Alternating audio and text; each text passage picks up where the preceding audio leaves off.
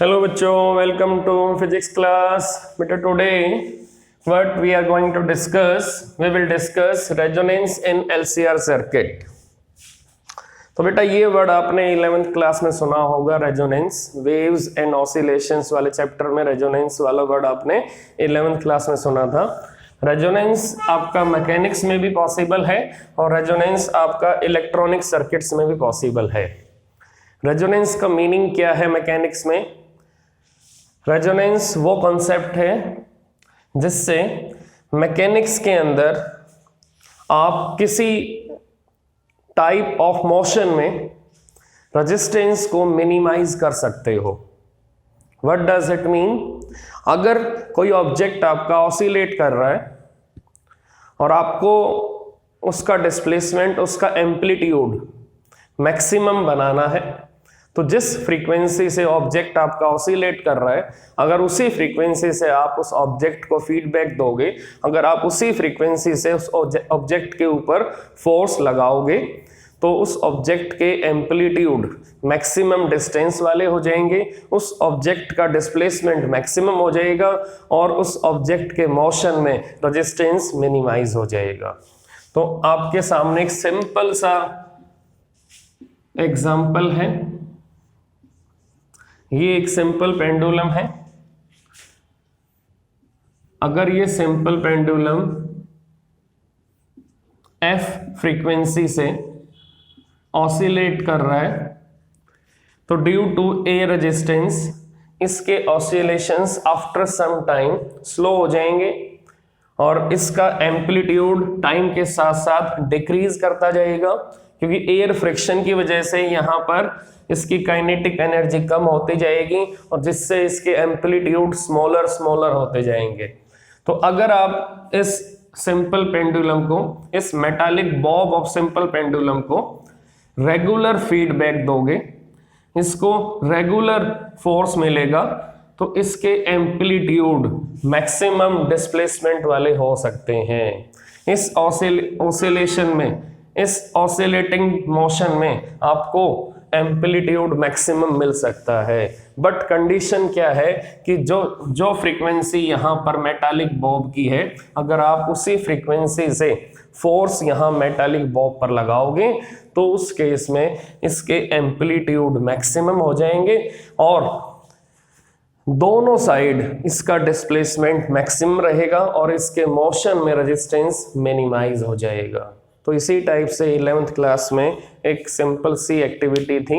अगर कोई week bridge है तो उसके ऊपर से आर्मी मैन को हम मार्च पास्ट करने के लिए अलाउ नहीं करते, क्योंकि कोई वीक ब्रिज है, अगर उस वीक ब्रिज के ऊपर से आर्मी मैन मार्च पास्ट करेंगे तो उन सब की फ्रीक्वेंसी एक जैसी होगी और अगर किसी टाइम पर फ्रीक्वेंसी ऑफ मार्च पास्ट और frequency of oscillation of weak bridge अगर सेम हो जाएगी, तो एक ही टाइम पर वीक ब्रिज के ऊपर कंप्लीट आर्मी मैन का मैक्सिमम फोर्स लगेगा और उसी टाइम पर जो एम्पलीट्यूड बनेगा ब्रिज के अंदर वो मैक्सिमम बनेगा।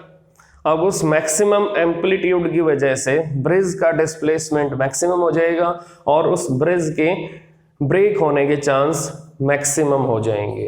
तो मेरा मेन मोटिव ये है आपको बताने का कि आर्मी मैन जिस फ्रीक्वेंसी से मार्च पास्ट करेंगे, आर्मी मैन के फुट जिस फ्रीक्वेंसी से अप एंड डाउन आएंगे, अगर वही सेम फ्रीक्वेंसी ऑसिलेटिंग ब्रिज की हो जाएगी, तो ऑसिलेटिंग ब्रिज का जो ऑसिलेशन होगा उसमें रेजिस्टेंस मिनिमाइज हो जाएगा और उस ऑसिलेटिंग ब्रिज का जो एम्पलीट्यूड होगा वो मैक्सिमम हो जाएगा और उस ऑसिलेटिंग ब्रिज का अगर एम्पलीट्यूड मैक्सिमम होगा तो उसके ब्रेक होने के चांस मैक्सिमम हो जाएंगे। तो अगर हमें किसी ऑसिलेटरी मोशन के अंदर एम्पलीट्यूड को मेंटेन रखना है और एम्पलीट्यूड को मैक्सिमाइज करना है, तो वहाँ पर जो फ्रीक्वेंसी ऑफ ऑसिलेशन है वो अगर फ्रीक्वेंसी ऑफ फीडबैक के इक्वल हो जाएगी, फ्रीक्वेंसी ऑफ फीडबैक के इक्वल हो जाएगी, तो उस केस में उस ऑसिलेटिंग बॉडी के एम्पलीट्यूड मैक्सिमम हो जाएंगे और उस ऑसिलेटिंग बॉडी का डिस्प्लेसमेंट दोनों साइड, राइट हैंड साइड और लेफ्ट हैंड साइड में मैक्सिमम हो जाएगा। तो इसी टाइप से अगर कोई चाइल्ड किसी स्विंगिंग मोशन में है और अगर आप उसको रेगुलर फीडबैक दोगे, तो अगर उसके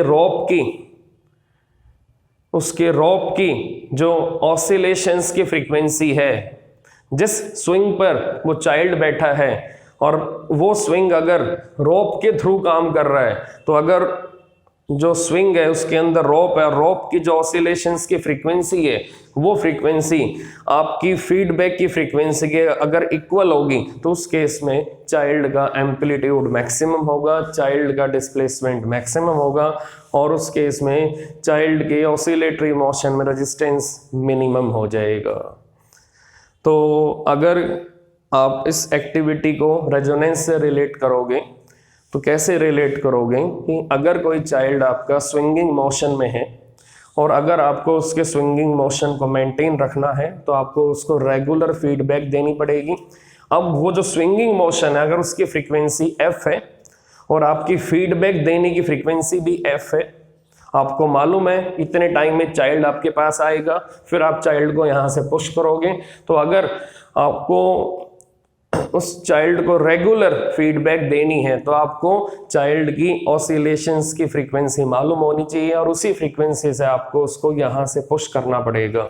तो आपका जो फोर्स होगा, जो आपका पुशिंग फोर्स होगा, उसकी जो फ्रीक्वेंसी होगी, वो फ्रीक्वेंसी अगर चाइल्ड के ऑसिलेशंस की फ्रीक्वेंसी के इक्वल होगी, तो उस चाइल्ड को रेगुलर टाइम के बाद फीडबैक मिलेगी और फीडबैक मिलने के बाद जो उसका एम्पलीट्यूड होगा, जो उसका डिस्प्लेसमेंट होगा, मैक्सिमम होगा और उसका एम्पलीट्यूड लंबे टाइम तक मेंटेन रहेगा जब तक आप फीडबैक देते रहोगे और इस ऑसिलेटरी मोशन में रेजिस्टेंस मिनिमाइज हो जाएगा, डिस्प्लेसमेंट मैक्सिमम हो जाएगा। तो इसी सेम टेक्निक को हम इलेक्ट्रॉनिक सर्किट्स में भी लगाते हैं। अब इलेक्ट्रॉनिक सर्किट्स में ये टेक्निक कैसे लगती है? इन LCR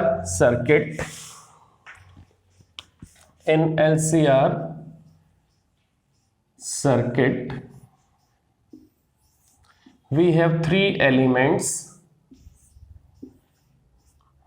Number 1 resistor, number 2 inductor and number 3 capacitor.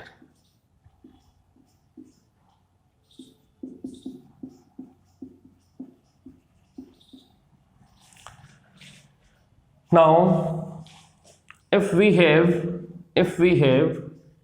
alternating voltage source of variable frequency,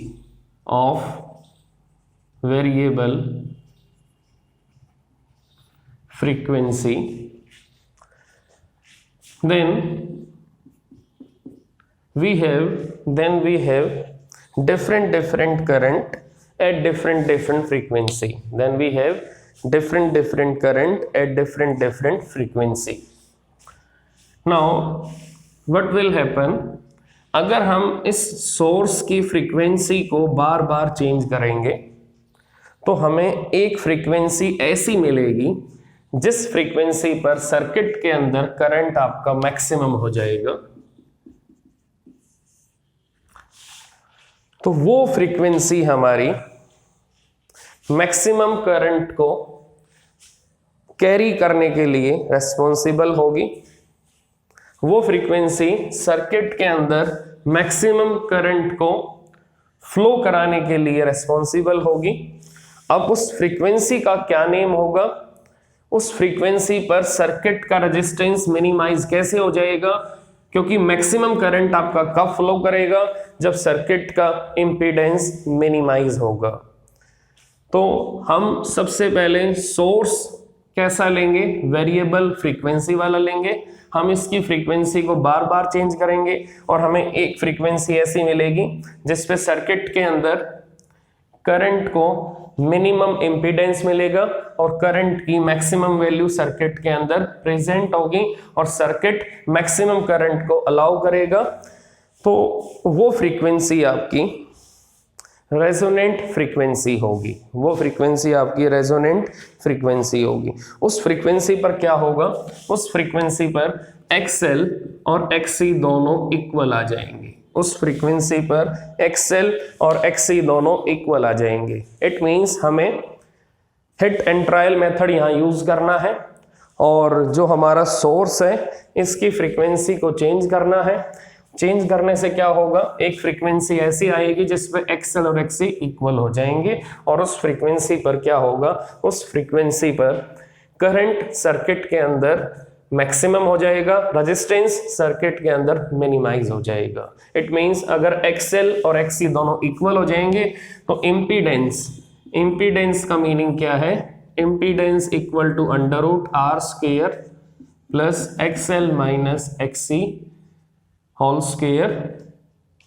now अगर यहां पर XL और XC दोनों इक्वेट हो जाते हैं, दोनों इक्वल हो जाते हैं, तो इम्पीडेंस की वैल्यू R के इक्वल आएगी और इम्पीडेंस आपका मिनिमम वैल्यू कैरी करेगा और मिनिमम वैल्यू किसकी इक्वल होगी, दैट इज कैपिटल R। और यहां करंट की वैल्यू मैक्सिमम हो जाएगी I0 equal to V0 upon Z, I0 equal to V0 upon R।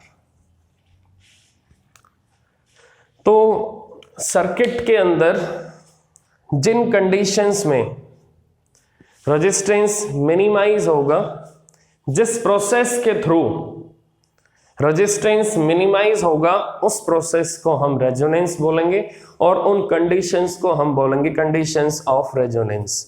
अब कंडीशन क्या है, frequency of source is equal to natural frequency of LCR circuit।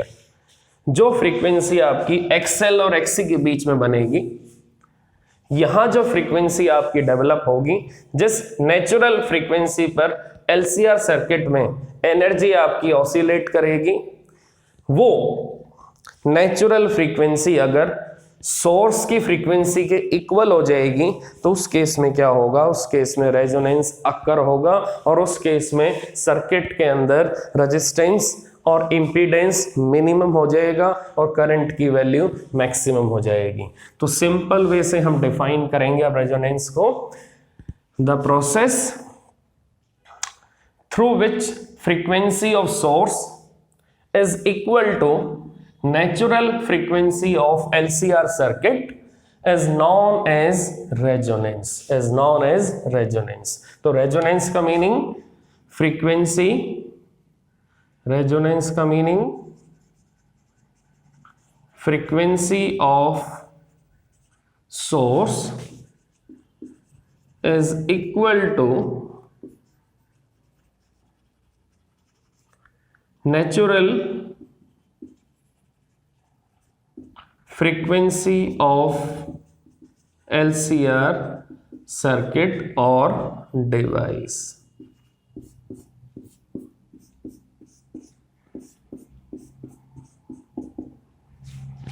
So frequency of source is equal to natural frequency of LCR circuit or device। जो device है वो हमारे पास क्या है, that is LCR circuit। तो जो फ्रीक्वेंसी डिवाइस के अंदर है और जो फ्रीक्वेंसी आपकी सोर्स कैरी कर रहा है, अगर वो फ्रीक्वेंसी आपकी सोर्स की और डिवाइस की अगर सेम हो जाएगी, सिमिलर हो जाएगी, तो रेजोनेंस आपका अक्कर होगा। और रेजोनेंस में करंट की वैल्यू मैक्सिमम क्यों होगी, क्योंकि इंपीडेंस आपका सिंपली R के इक्वल आ जाएगा और अगर इंपीडेंस R के इक्वल आएगा तो करंट की वैल्यू मिनिमम रेजिस्टेंस पर मैक्सिमम हो जाएगी और इस कंडीशन को बोलेंगे हम रेजोनेंस कंडीशन, रेजोनेंस कंडीशन।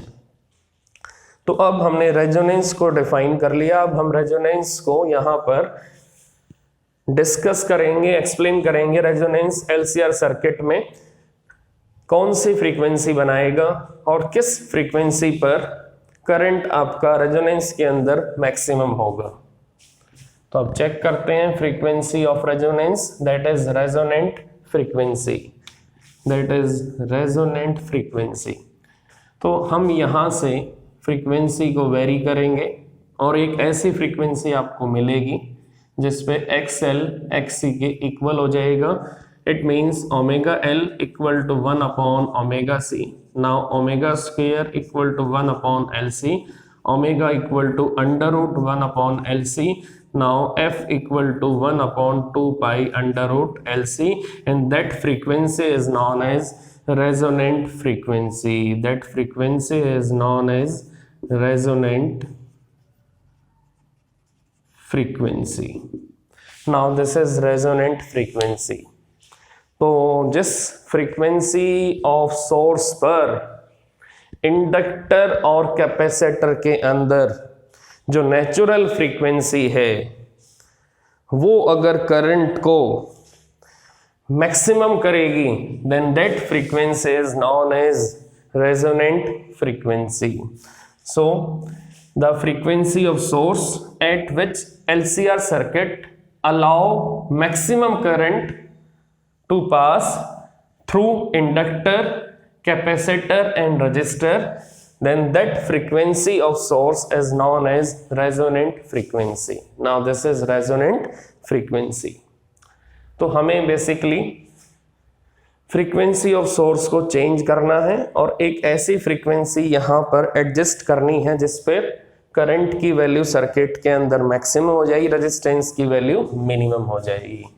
तो अब हम रेजोनेंस को डिफाइन इजीली कर चुके हैं और रेजोनेंस का मीनिंग भी क्लियर हो चुका है कि रेजोनेंस का मीनिंग क्या है, कि हमें एक ऐसी फ्रीक्वेंसी यहाँ बनानी है जिस फ्रीक्वेंसी पर XL और XC दोनों इक्वल आ जाएंगे, और उस फ्रीक्वेंसी का फॉर्मूला क्या है, 1 upon 2 pi under root 1 upon LC.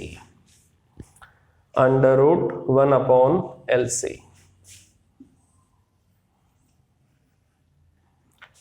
तो हम कैपेसिटर के अंदर कैपेसिटेंस को इंक्रीज डिक्रीज करके इस फ्रीक्वेंसी को चेंज भी कर सकते हैं. इस फ्रीक्वेंसी को हम चेंज भी कर सकते हैं.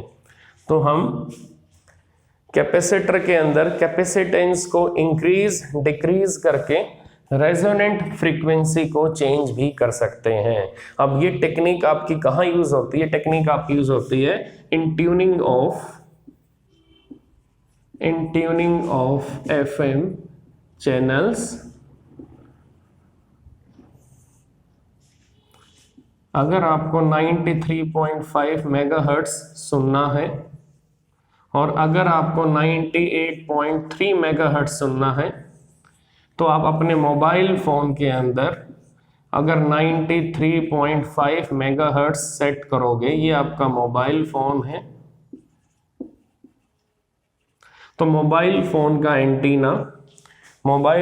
का एंटीना एयर में से 93.5 मेगाहर्ट्ज वाले सिग्नल को रिसीव करेगा, और जैसे ये रिसीव करेगा उसी टाइम पर यहाँ रेजोनेंस बन जाएगा. अब रेजोनेंस कैसे बनेगा चेक करो. जिस नेचुरल फ्रीक्वेंसी पर मोबाइल फोन के अंदर एनर्जी ऑसिलेट कर रही है, वो नेचुरल फ्रीक्वेंसी क्या है? 93.5 मेगाहर्ट्ज. अब जिस फ्रीक्वेंसी को आपने सेल फोन के अंदर, मोबाइल फोन के अंदर सेट किया है, अगर वही सेम फ्रीक्वेंसी एयर में प्रेजेंट होगी, उसी सेम फ्रीक्वेंसी का सिग्नल, उसी सेम फ्रीक्वेंसी की इलेक्ट्रोमैग्नेटिक एनर्जी अगर एयर में प्रेजेंट होगी, तो वही सेम सिग्नल आपका मोबाइल फोन में रिसीव हो जाएगा. It means frequency of device is equal to frequency of source. तो यहाँ जो फ्रीक्वेंसी ऑफ डिवाइस है, यहाँ जो फ्रीक्वेंसी ऑफ मोबाइल फोन है, वो अगर फ्रीक्वेंसी ऑफ सोर्स के इक्वल होगी तो वही पर्टिकुलर चैनल आपका रिसीव हो जाएगा. तो इस चैनल के लिए, इस एनर्जी के लिए इस सर्किट के अंदर करंट मैक्सिमम होगा और इम्पीडेंस मिनिमम होगा. तो ये सर्किट, ये मोबाइल फोन इस सिग्नल को स्पीडली रिसीव करेगा, क्योंकि सिग्नल के लिए इस सेल फोन के अंदर इम्पीडेंस मिनिमम है. अगर इम्पीडेंस मिनिमम होगा तो करंट मैक्सिमम होगा, तो ये सिग्नल आपका स्पीड से रेजोनेंस को ओबे करेगा और ये सिग्नल आपका सेल फोन के अंदर, मोबाइल फोन के अंदर स्पीड से फ्लो करेगा और आपको ईयरफोन तक रेस्पॉन्स काफ़ी कम टाइम में मिलेगा। तो विद इन सेकेंड्स में आपको इस चैनल के सॉन्ग्स ईयरफोन के थ्रू मिलेंगे और आप इस चैनल के सॉन्ग्स को इजीली सेंस कर सकते हो, इजीली सुन सकते हो और साउंड आपकी प्रॉपर ऑडिबल होगी और उसमें किसी भी टाइप का डिस्टरबेंस नहीं होगा। तो इस टाइप से रेजोनेंस आपका मोबाइल फ़ोन के अंदर प्रॉपर वे से फॉलो होता है। तो अगर आपको 98.3 मेगाहर्ट्ज सुनना है तो आप यहाँ पर फ्रीक्वेंसी चेंज करोगे, 98.3 मेगाहर्ट्ज करोगे। अब 98.3 मेगाहर्ट्ज कैसे होगा? अगर इनिशियल फ्रीक्वेंसी आपकी 93.5 मेगाहर्ट्ज थी, पहले आप 93.5 मेगाहर्ट्ज पर सॉन्ग सुन रहे थे, अब आपको सॉन्ग्स कहाँ सुनने हैं? 98.3 पर। तो आप यहाँ क्या करोगे? यहाँ आप कैपेसिटेंस को डिक्रीज करोगे। कैपेसिटेंस डिक्रीज होगा तो फ्रीक्वेंसी इंक्रीज होगी, फ्रीक्वेंसी आपकी 98.3 मेगाहर्ट्ज तक जा सकती है। तो इस टाइप से हम रेजोनेंट फ्रीक्वेंसी को चेंज कर सकते हैं। हम रेजोनेंस अलग अलग फ्रीक्वेंसी पर बना सकते हैं, लेकिन कंडीशन क्या है कि हमें ऐसी फ्रीक्वेंसी डेवलप करनी है जिस पे एक्सएल और एक्सी दोनों इक्वल हो जाएंगे, जिस पर एक्सएल और एक्सी दोनों इक्वल हो जाएंगे। So that frequency is known as resonant frequency, the frequency at which impedance in LCR circuit becomes minimum and current becomes maximum, and the natural frequency of device is equal to frequency of source. Now that process is known as resonance and frequency is known as resonant frequency. Now this frequency is known as resonant frequency. Now this is resonant frequency.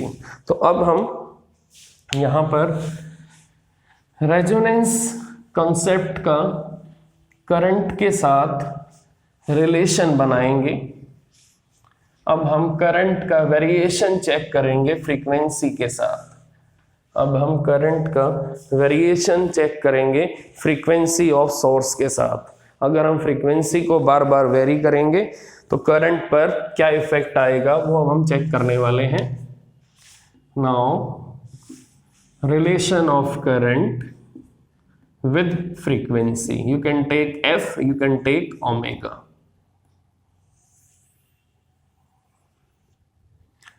Now this is variation of current with frequency, this is variation of current with frequency. Now this is I naught current, V naught upon Z, and it is V naught upon R.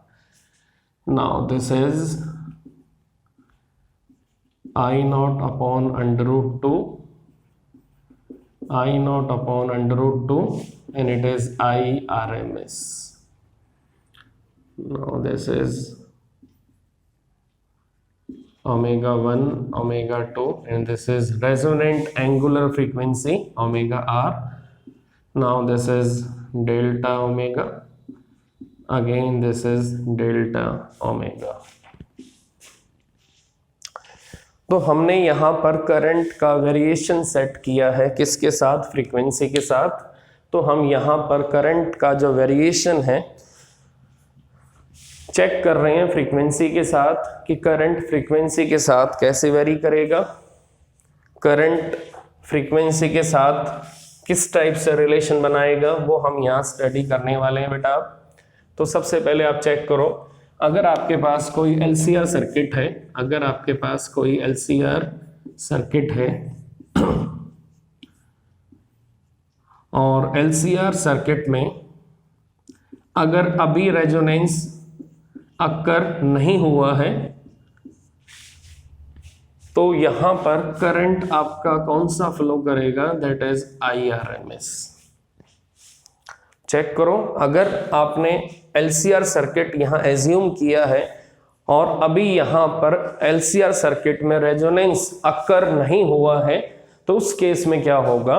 उस case में यहां पर circuit के अंदर कौन सा current flow करेगा? यहां पर सर्किट के अंदर RMS करंट आपका फ्लो करेगा अब हम क्या करेंगे, अब हम यहाँ पर रेजोनेंस बनाना चाहेंगे।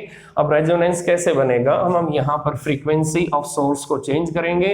हम फ्रीक्वेंसी ऑफ सोर्स को चेंज कैसे कर रहे हैं, omega 1 to omega 2, omega 1 to omega 2। तो हम यहाँ पर फ्रीक्वेंसी ऑफ सोर्स को चेंज करेंगे, ओमेगा 1 से ओमेगा 2 पर आएंगे। तो एक फ्रीक्वेंसी आपको ऐसी मिलेगी जिस पर करंट की वैल्यू मैक्सिमम हो जाएगी, जिस पर करंट की वैल्यू मैक्सिमम हो जाएगी।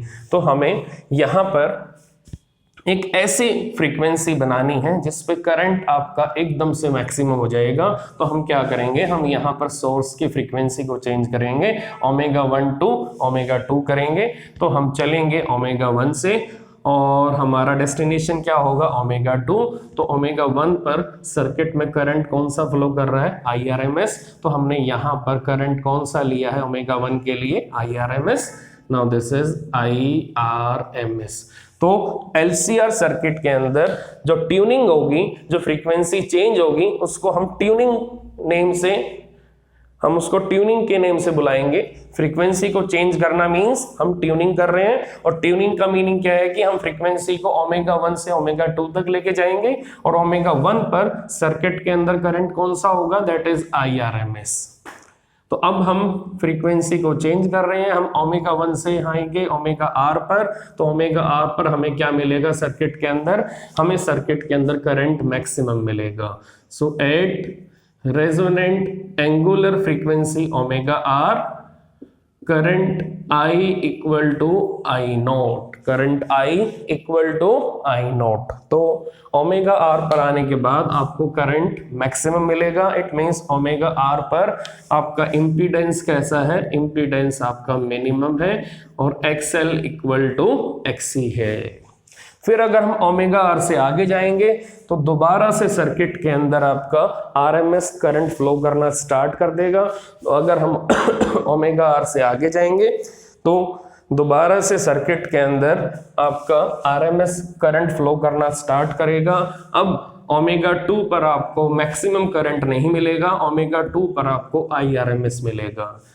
तो यहाँ से आपको आइडिया मिला कि अगर आपको किसी LCR सर्किट के अंदर ट्यूनिंग करनी है और रेजोनेंट फ्रीक्वेंसी को सर्च करना है, तो आपको सर्किट के अंदर फ्रीक्वेंसी रेंज को फॉलो करना है। और फ्रीक्वेंसी रेंज क्या होगी, ओमेगा 1 से ओमेगा 2 होगी। और इस फ्रीक्वेंसी रेंज के अंदर आपको कहीं ना कहीं रेजोनेंट फ्रीक्वेंसी मिलेगी, और इस फ्रीक्वेंसी रेंज के लिए आप सर्किट के अंदर किस करंट को फॉलो करोगे, आप सर्किट के अंदर IRMS करंट को फॉलो करोगे। तो जब तक रेजोनेंस नहीं बनेगा सर्किट में आपका RMS करंट फ्लो करेगा।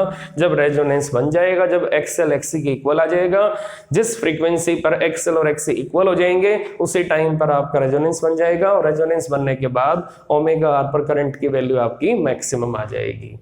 अब अगर आपको रेजोनेंट फ्रीक्वेंसी को चेंज करना है तो आपको यहाँ पर कैपेसिटर की कैपेसिटेंस को वेरी करना पड़ेगा, और आप रेजोनेंट फ्रीक्वेंसी को इजीली चेंज कर पाओगे।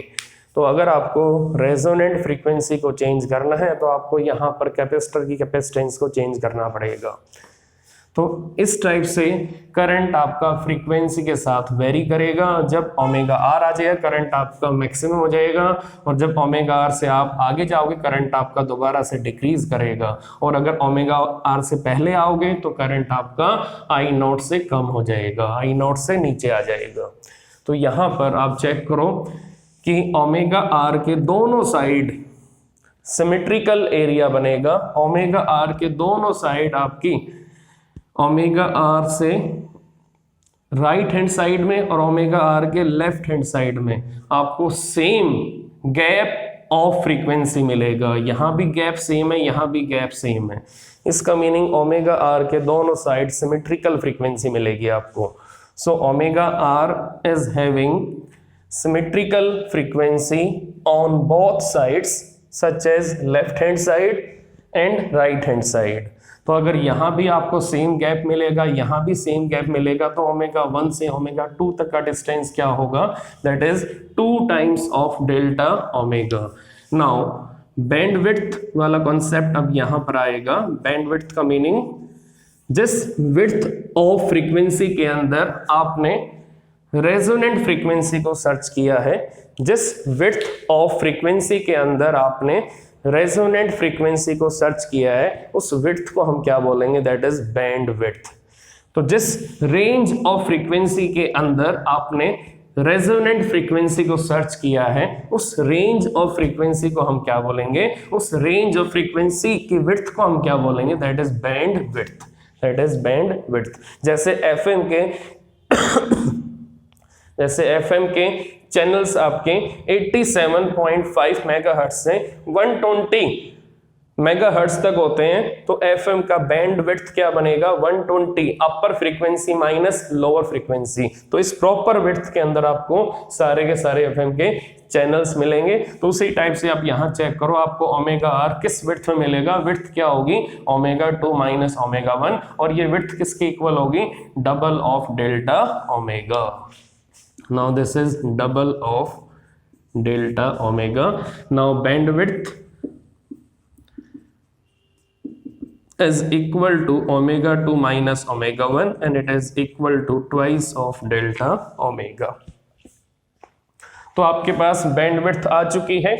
अब अगर आपको FM स्टेशन को सर्च करना है, और अगर आपको सर्च करना है 93.5 मेगाहर्ट्ज को, और अगर आपने सर्चिंग स्टार्ट की है कहां से? 93.2 मेगाहर्ट्ज। 93.2 मेगाहर्ट्ज से आपने सर्चिंग स्टार्ट की है, और कहां तक आप गए हो? 93.8 megahertz. It means 93.5 megahertz channel की बैंडविड्थ आप कैसे निकालोगे? अपर फ्रीक्वेंसी माइनस लोअर फ्रीक्वेंसी, अपर फ्रीक्वेंसी माइनस लोअर फ्रीक्वेंसी। तो आप इस टाइप से बैंडविड्थ फाइंड आउट कर सकते हो। तो यहां पर बैंडविड्थ कैसे निकलेगी? Bandwidth is equal to upper frequency, bandwidth is equal to upper frequency 93.8 minus lower frequency 93.2. now it is 0.6 megahertz, 0.6 megahertz। तो ये आपको क्लियरली मालूम होना चाहिए कि अगर आप किसी FM चैनल को सर्च कर रहे हो और आपका FM चैनल 93.5 है, तो आपको रेजोनेंस किस पे बनाना है? 93.5 पे बनाना है।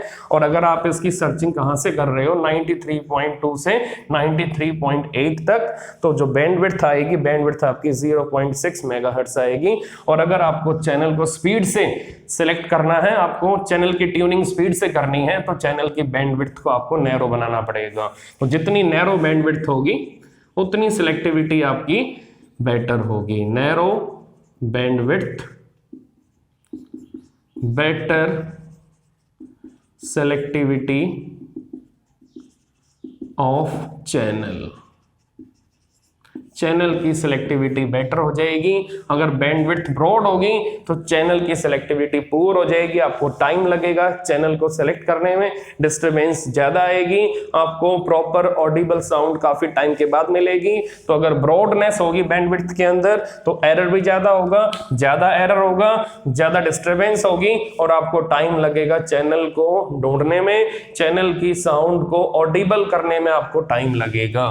तो नैरो बैंडविड्थ का meaning better selectivity of channel. तो हर FM चैनल की अपनी अपनी बैंडविड्थ होती है। तो अगर चैनल्स की बैंडविड्थ काफी नैरो होगी तो उस केस में चैनल की सिलेक्टिविटी सबसे बेटर होगी। So this is what resonance. तो इस टाइप से रेजोनेंस आपका पॉसिबल होता है। अब रेजोनेंस के अंदर एक मोस्ट इंपॉर्टेंट टॉपिक आता है quality factor, that is quality factor. Quality factor का मीनिंग क्या है? क्वालिटी फैक्टर मींस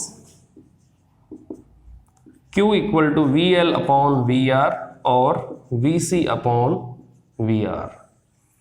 एक ऐसा नंबर जो ये डिसाइड करेगा कि LCR सर्किट में रेजोनेंस होने के बाद, LCR सर्किट में रेजोनेंस होने के बाद अक्रॉस इंडक्टर और अक्रॉस कैपेसिटर कितने टाइम्स ज्यादा वोल्टेज आपकी अपीयर हुई है as compare to voltage across resistor. It means it is a number which tells us amplification of voltage around inductor and around capacitor as compared to voltage around resistor.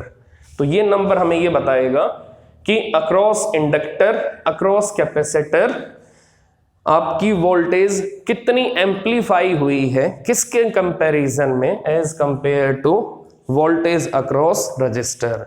So this factor will tell us how many times voltage appear across inductor or capacitor as compared to voltage across resistor. As compared to voltage across resistor. तो quality factor आपका LCR के अंदर कब आएगा? जब resonance बनेगा. तो quality factor हमेशा आपको रेजोनेंस पर मिलेगा और ये हमें ये बताएगा कि इंडक्टर और कैपेसिटर के अक्रॉस कितने टाइम्स ज्यादा वोल्टेज बनी है किसके कंपैरिजन में? Voltage across register. तो इट मींस क्वालिटी फैक्टर हमें ये बताएगा कि अक्रॉस इंडक्टर अक्रॉस कैपेसिटर जो वोल्टेज बनी है रेजोनेंस के ऊपर वो वोल्टेज आपकी रजिस्टर वाली वोल्टेज से कितनी ज्यादा है. So how many times voltage appear across inductor as compared to resistor. So that data will be shown by quality factor. तो quality factor में ये बताएगा कि वोल्टेज आपकी कितनी ज्यादा बनी है अक्रॉस इंडक्टर और capacitor as compare to resistor. So it is defined as the ratio of voltage across inductor and resistor and it is defined as the ratio of voltage across capacitor and voltage across resistor at resonance in LCR circuit. At resonance in LCR circuit. तो जिस LCR circuit का quality factor ज्यादा होगा वो LCR circuit आपके tuning के लिए और सिग्नल को ट्रांसमिट करने के लिए सिग्नल को रिसीव करने के लिए बेटर होगा. तो आपको ये मालूम होना चाहिए कि जिस LCR सर्किट का क्वालिटी फैक्टर ज्यादा होगा वो LCR circuit across inductor across capacitor आपको स्ट्रॉन्ग सिग्नल प्रोवाइड करेगा. वहां पर आपको स्ट्रॉन्ग वोल्टेज मिलेगी, वहां पर एम्पलीफिकेशन आपको बेटर मिलेगी, वहां पर सिग्नल की स्ट्रेंथ आपको ज्यादा मिलेगी. तो वो क्वालिटी फैक्टर जिसमें वैल्यू ज्यादा होगी वो क्वालिटी फैक्टर जिस LCR सर्किट में होगा वो LCR सर्किट आपकी कम्युनिकेशन के लिए सबसे बेटर होगा. उस LCR सर्किट के अंदर एम्पलीफिकेशन मैक्सिमम होगी. तो अब हम क्वालिटी फैक्टर को डिस्कस करने वाले हैं. Quality factor is equal to VL का meaning I not XL, VR का मीनिंग I नॉट R. हमने I नॉट क्यों लिया? क्योंकि क्वालिटी फैक्टर किस प्रोसेस पर होगा? क्वालिटी फैक्टर रेजोनेंस पर होगा. I नॉट से I not cancel, now it is XL upon R. तो क्वालिटी फैक्टर का फार्मूला बना XL अपॉन R. इसका एक और फार्मूला है that is XC upon R. दोनों फार्मूले चलेंगे, दोनों से वैल्यू सेम आएगी. Now VL is equal to Q times of VR. It means quality factor will tell us how many times voltage developed across inductor as compare to voltage across register. तो बेटा अगर R की value कम करोगे तो quality factor आपका increase होगा. तो अगर हम यहां पर R की वैल्यू कम करेंगे तो करंट आपका इंक्रीज होगा. तो करंट अगर इंक्रीज होगा R डिक्रीज होगा तो क्वालिटी फैक्टर इंक्रीज होगा. तो जितनी ज्यादा हमें पीक वैल्यू मिलेगी करंट में, जितनी ज्यादा हमें पीक वैल्यू मिलेगी करंट में, एक ये पीक वैल्यू है और एक ये पीक वैल्यू है, तो जितनी ज्यादा हमें करंट में पीक वैल्यू मिलेगी उतना ज्यादा क्वालिटी फैक्टर आपका इंक्रीज होगा. चेक करो, यहाँ रेजिस्टेंस R2, यहाँ रेजिस्टेंस R1, तो यहाँ जो करंट होगा ये करंट आपका मैक्सिमम होगा. ये करंट आपका मैक्सिमम होगा because R1 less than R2, because R1 less than R2। तो बेटा जिस ग्राफ के अंदर, जिस करंट और फ्रीक्वेंसी वाले ग्राफ के अंदर रेजिस्टेंस या इम्पीडेंस मिनिमम होगा, वहां पर आपको करंट की पीक वैल्यू मैक्सिमम मिलेगी और उस केस में क्वालिटी फैक्टर भी मैक्सिमम होगा। आपको आइडिया यहां से मिल ही चुका है, आर को कम करो, क्वालिटी फैक्टर को इंक्रीज कर दो। तो इम्पीडेंस जितना कम होगा उतना ज्यादा क्वालिटी फैक्टर होगा। अब क्वालिटी फैक्टर का रिलेशन बेटा बैंडविड्थ के साथ भी है, तो क्वालिटी फैक्टर का फार्मूला आपको यहां लिखना पड़ेगा। बैंडविड्थ के साथ भी फार्मूला क्या है, ओमेगा आर अपॉन बैंडविड्थ। ये फॉर्मूला भी आपको लर्न करना है कि quality factor is equal to resonant frequency upon bandwidth. तो अगर बैंडविड्थ आपकी नैरो होगी, क्वालिटी फैक्टर ज्यादा होगा। क्वालिटी फैक्टर अगर ज्यादा होगा तो उसमें आपको बेनिफिट क्या मिलेगा, बेनिफिट ये मिलेगा अक्रॉस इंडक्टर, अक्रॉस कैपेसिटर आपको सिग्नल स्ट्रॉन्ग मिलेगा, आपको ऑल्टरनेटिंग सिग्नल स्ट्रॉन्ग मिलेगा।